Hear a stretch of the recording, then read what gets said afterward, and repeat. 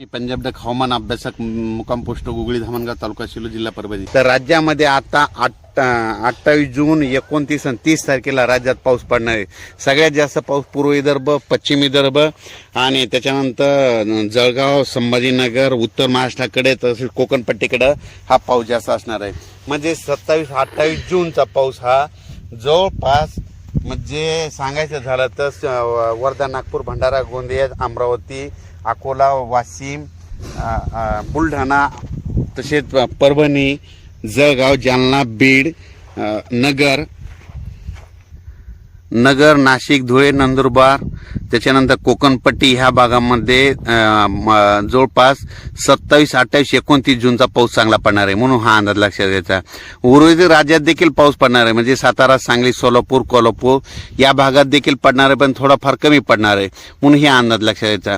राज्यामध्ये सांगायचं झालं तर 27, 28 जूनचा पाऊस राज्यात ठिकठिकाणी जोराचा पडणार आहे, वडे नाले वाहणारा पडणार आहे पण भाग बदलत पडणार आहे म्हणून हा अंदाज सर्व शेतकऱ्यांना लक्षात घ्यायचा।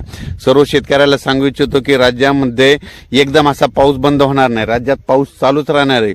म्हणजे जवळपास हे पावसाचं सत्र चालूच राहणार आहे। फक्त काय होणार आहे, आज इकडल्या भागात पडेल तर उद्या दुसऱ्या भागात, आज म्हणजे पश्चिम महाराष्ट्रात तर उद्या दक्षिण महाराष्ट्रात, तर उद्या विदर्भात तर पश्चिम विदर्भात, कधी मराठवाड्यात, म्हणजे हे असं सर्व म्हणजे पाऊस असा चालूच राहणार आहे म्हणून हा अंदाज सर्व शेतकऱ्यांनी लक्षात घ्यायचा। 26ला राज्यामध्ये भाग बदलत पाऊस पडणार आहे। 27, 28, 29 जूनला मात्र राज्यात सगळीकडे चांगला पाऊस पडणार आहे म्हणून हा अंदाज लक्षात घ्यायचा। पिकाला जीवदान भेटेल असा पाऊस पडणार आहे म्हणून हे देखील सांगायचं। त्याच्यानंतर पाऊस राज्यामध्ये 4 जुलै नंतर पुन्हा चांगला सक्रिय होणार आहे म्हणून हा देखील अंदाज सर्व शेतकऱ्यांनी लक्षात घ्यायचा।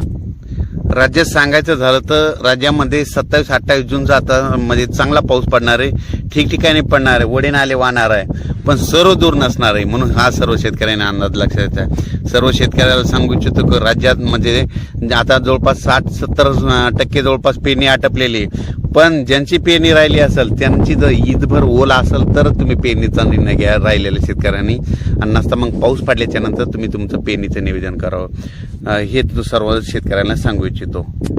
परत अचानक वातावरणात बदल झाला तर परत एक मेसेज दिला जाईल। धन्यवाद।